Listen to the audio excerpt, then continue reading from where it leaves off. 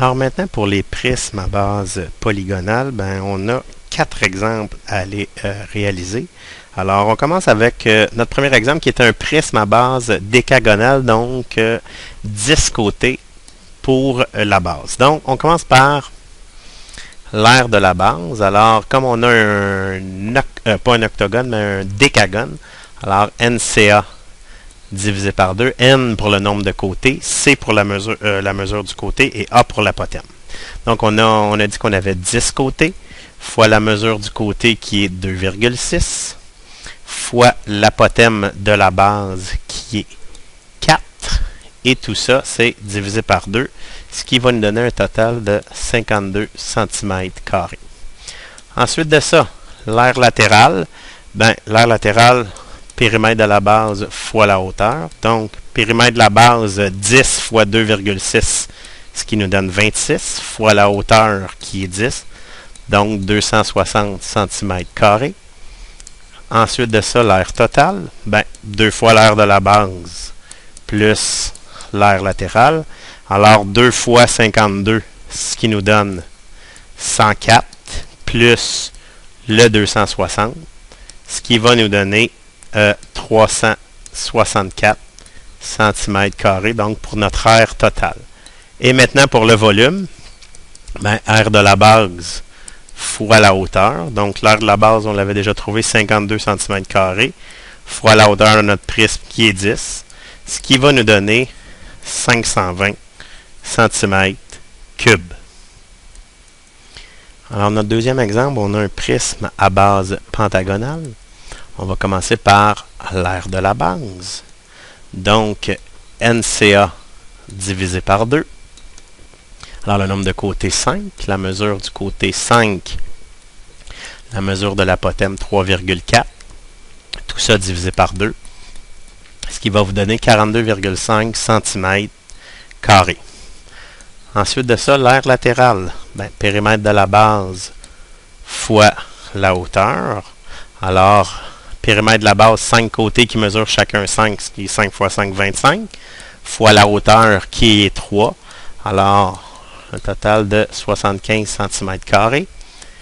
Et ensuite, l'aire totale, c'est 2 fois l'aire de la base plus l'aire latérale.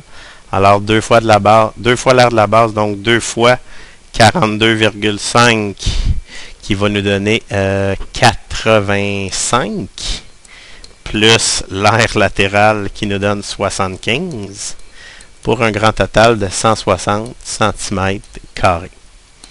Et maintenant, le volume. Alors, toujours aire de la base fois la hauteur. Alors, l'aire de la base, on l'avait trouvé 42,5 fois la hauteur qui est 3, ce qui va nous donner un total pour le volume de 127,5 cm3.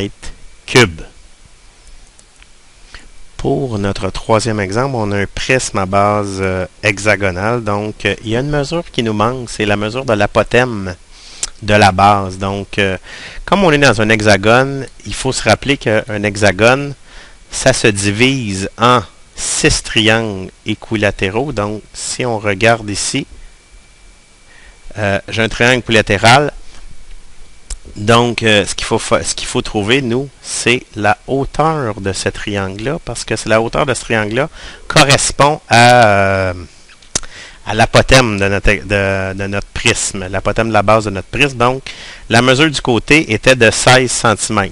Comme on vient de dire que c'est un triangle équilatéral, donc ça veut dire qu'ici, ça mesure aussi 16 cm et aussi 16 cm. Donc, évidemment, ce que je vais aller faire, c'est travailler dans un triangle rectangle.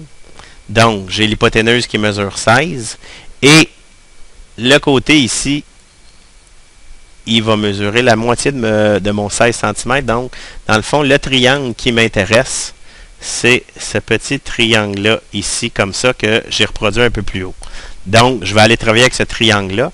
Et la mesure que je vais chercher ici, en fait, ça va être l'apothème de mon prisme, l'apothème de la base de mon prisme, et ça va être la hauteur de mon triangle rectangle. Donc, on va aller faire une petite relation de Pythagore. Donc, comme on connaît l'hypoténuse, et un côté de l'angle droit. Donc 16 à la 2 moins 8 à la 2 égale B à la 2.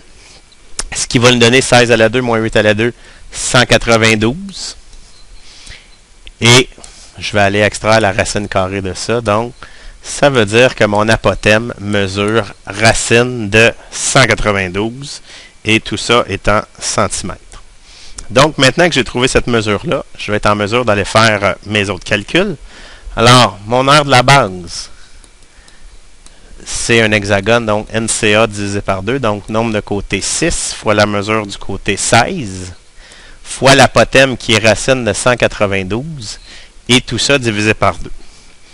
Et ça va nous donner 665,107, et ça, c'est des centimètres carrés. Donc, aire latérale. L'aire latérale, c'est périmètre de la base fois hauteur. Donc, périmètre de la base, 16 fois 6 nous donne 96, fois la hauteur qui est 36, ce qui va nous donner 3456 cm². Et l'aire totale, c'est 2 fois l'aire de la base, donc 2 fois notre 665,107 et des poussières, plus l'aire latérale qui est 3456 cm². Et là, maintenant, cette réponse-là, on va pouvoir l'arrondir, ce qui va nous donner 4786,22 cm². Et maintenant, pour le volume, alors, aire de la base fois la hauteur. Donc, l'aire de la base, évidemment, c'est notre 665,107 et des poussières, fois la hauteur, qui est 36. Et ce qui va nous donner, on va arrondir, 23 943,87 cm3. Et notre dernier exemple, on a un prisme à base trapézoïdale. Donc, on commence par l'aire de la base. Donc, grande base plus petite base fois la hauteur divisé par 2. Donc, grande base qui mesure 8. La petite base 6. Fois la hauteur du trapèze 3,5. Tout ça, c'est divisé par 2. Ce qui va nous donner 24,5 cm² pour l'aire de la base. Ensuite de ça, l'aire latérale, périmètre de la base fois la hauteur. Alors, le périmètre de la base, on a 8 plus 4 plus 4 plus 6. Alors, les 4 côtés. Fois la hauteur qui est 8,5. Là, on a la hauteur du prisme ici. Donc, pour un total de 187 cm². L'aire totale maintenant, 2 fois l'aire de la base, donc 2 fois 24,5, plus l'aire latérale qui est 187, ce qui va nous donner 236 cm². Et pour terminer, le volume, donc aire de la base fois la hauteur, donc l'aire de la base qui était de 24,5 fois la hauteur 8,5, et pour un grand total pour le volume de notre prisme, 208,25 cm3.